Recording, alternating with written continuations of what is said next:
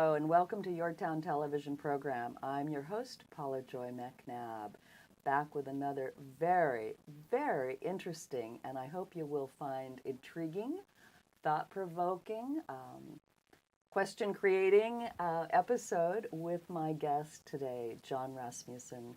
And Jon is a shaman. I'm going to let him pronounce the way he likes.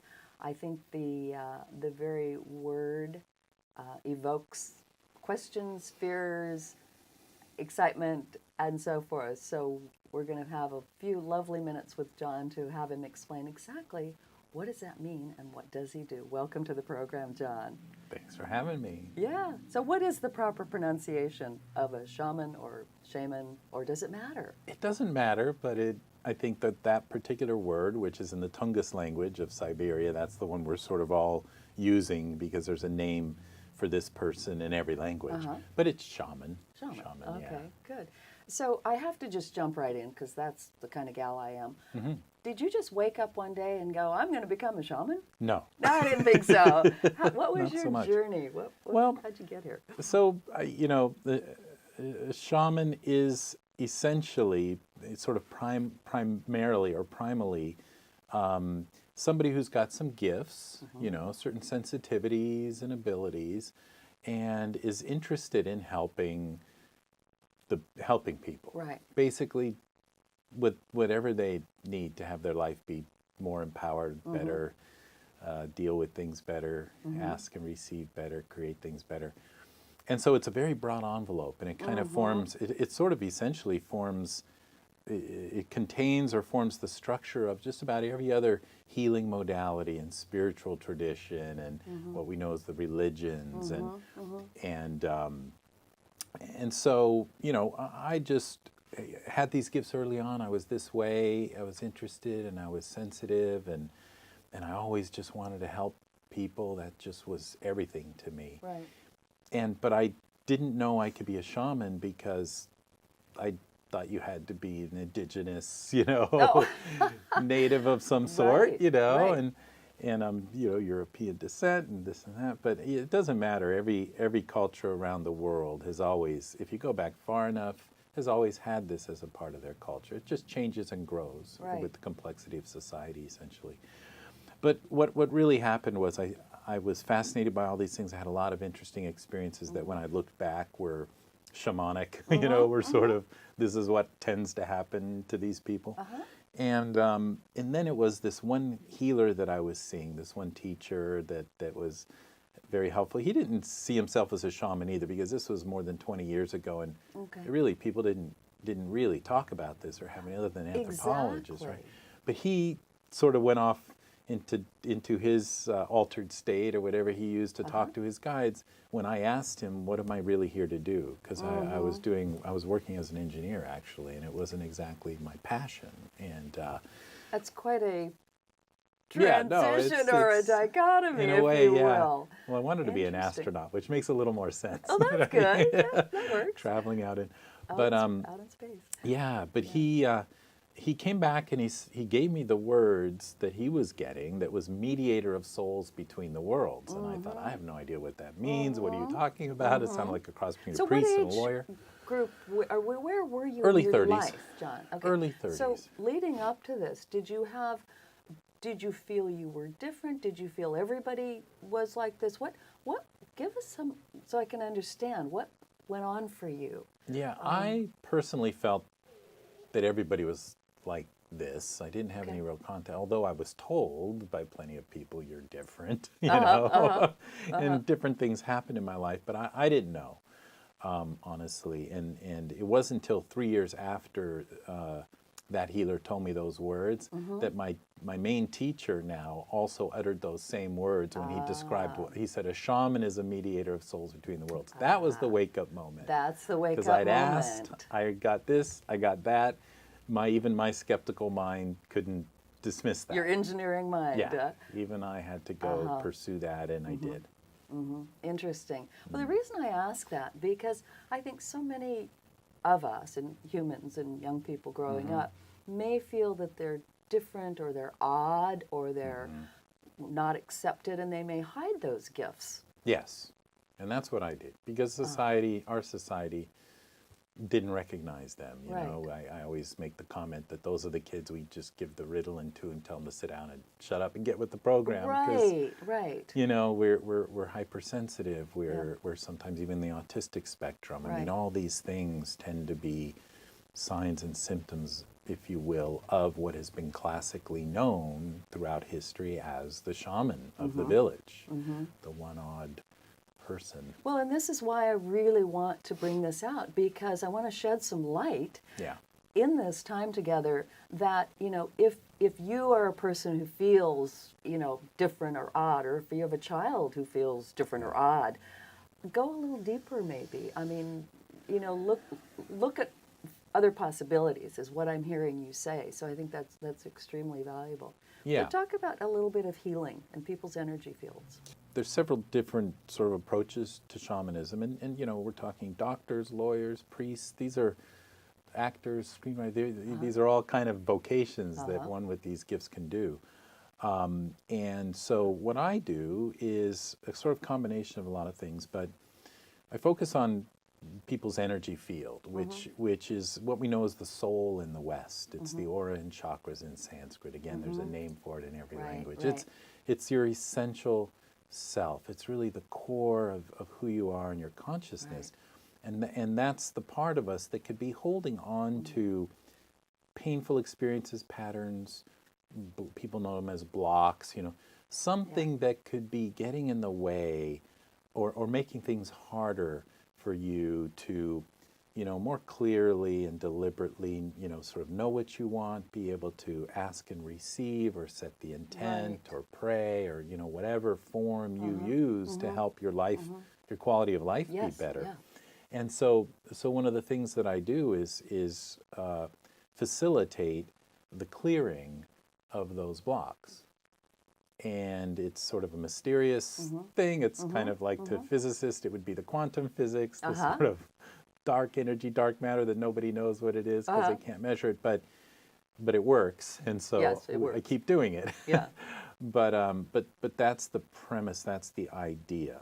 And you know, one of the things I really want to make a point of here too is what shamanism is not. You know, a lot of people think it's sort of this sorcery or black magic or voodoo or this and that, and it's like those are the same tools essentially, but the choice is much different.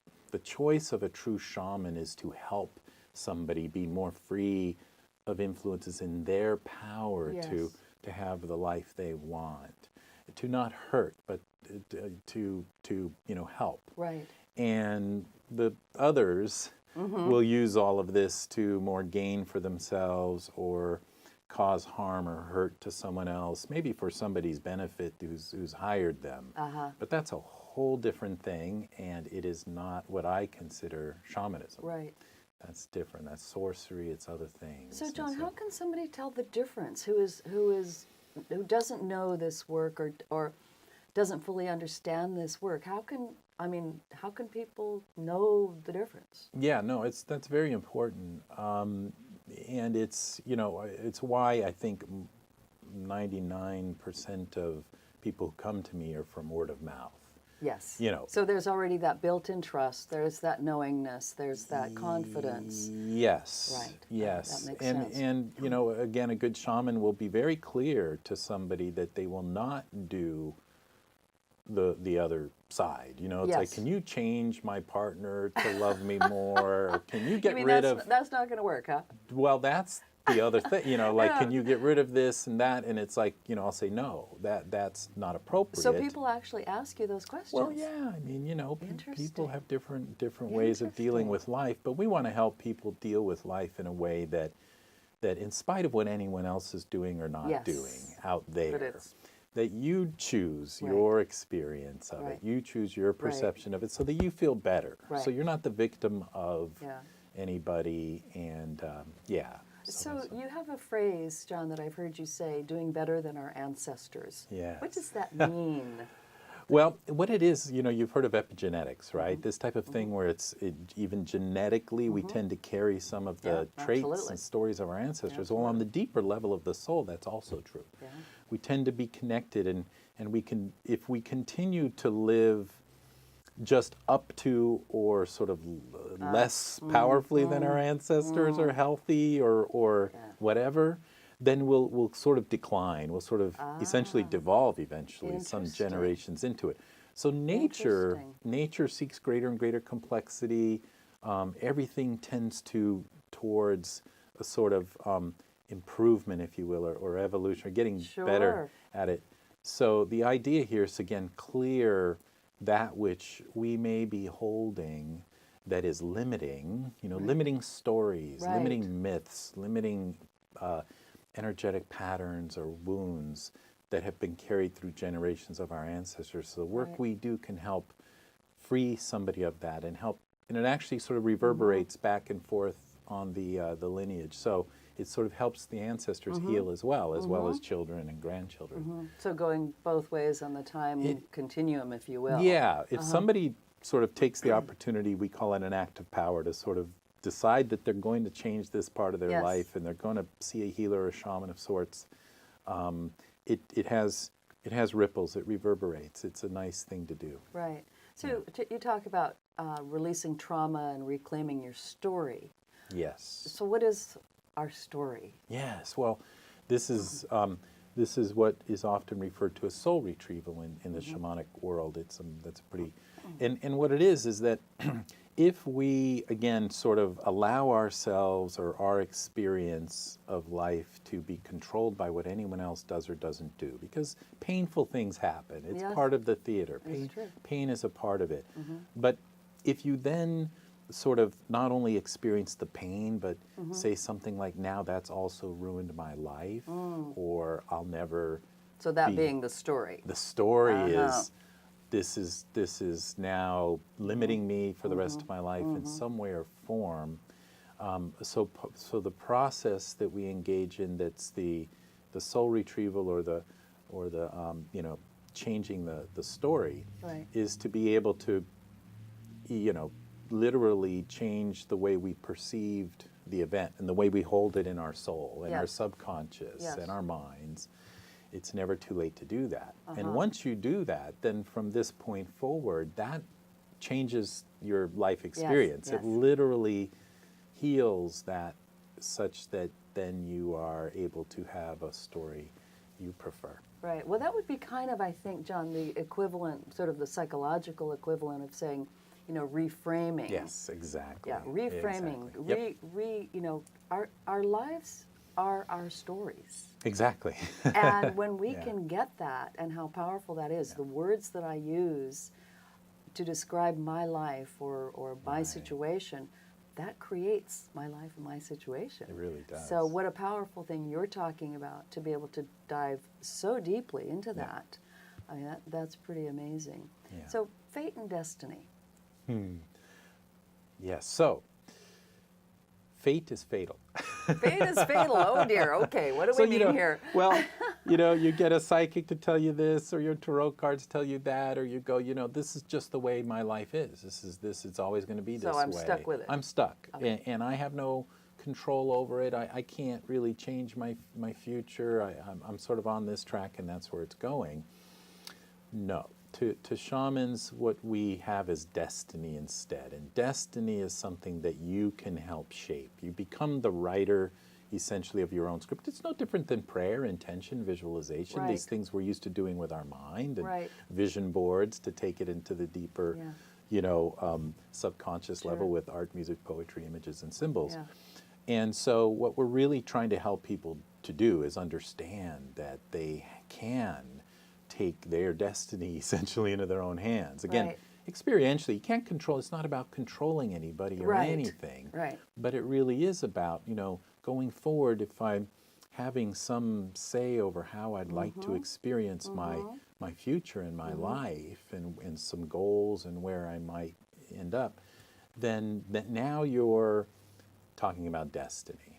It's no longer just going to happen to you randomly. It's really about something that you can be more deliberate and conscious about creating. Right. And it seems to me in a very positive and a very powerful self and life affirming manner. Exactly. That we can step into that ownership of our beingness. Yeah. Here. Yeah. We call it truly claiming life. Yes. You Yeah. know, why you're really here is Yeah. to participate in that way as a very deliberate, free and powerful creator Right. of your own life.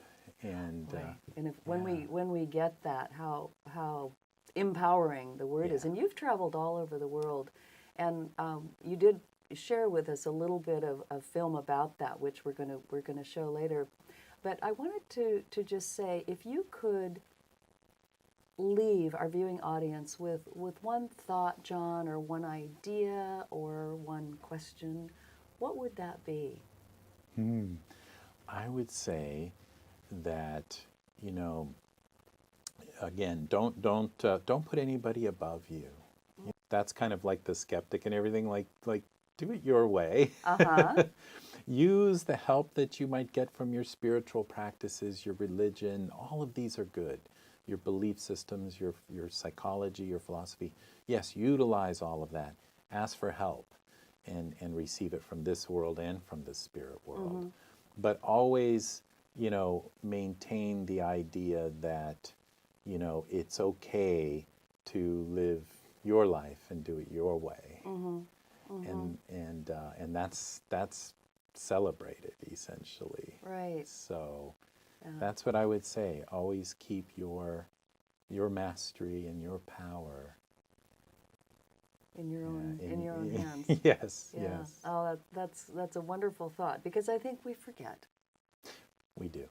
We We do do. forget. It's good to Jon, remember. thank you so much for being with us. How can people reach you? Oh, well, my website's a good place to start. It's pretty simple. It's shamanjon.com. And that's no H. no H. John. Although I think it works even if you do. Yeah. But yeah, all the information on how to get a hold of me and work with me is there. Great. And my email is john@shamanjon.com. So Perfect. that's a good way Jon, to go. thank you so much again. It's been a pleasure. Absolutely. And you've been watching YourTown Television. I'm your host, Paula Joy MacNab. Thank you for joining us. Okay. Yeah. One for the feminine, Pachamama, and they usually put a little llama fat, and that's our kintu. It's called. That's what we blow our prayers into. We transmit with our breath into, and then that's what will go in.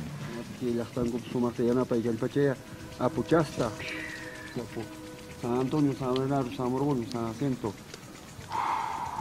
Sampu moiti, yana pa intel pequeño, apuasinto. Sumas por enango, pues la enango. Salos ningo, pues para fungo, pues cinco, pues cinco, pues sumas. Y con esta ya, o sea, engate, apuchasta. Pachamama. Sumapa. Enata aquí, ato ima sumas que ceremonia. Dinyam, piki wachu, sumas yana pa intel pequeño, sami gengia.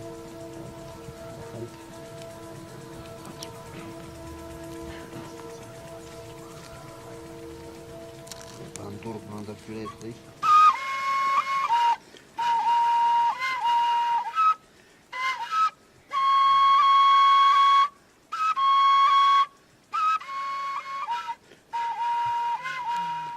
Summa por enamba.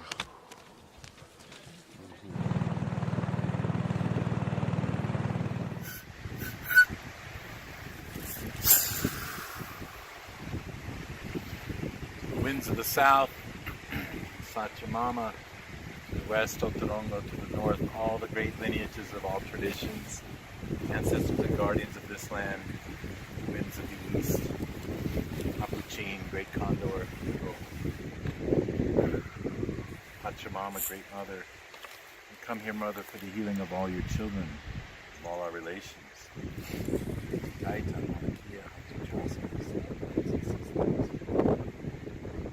Blessings on all beings.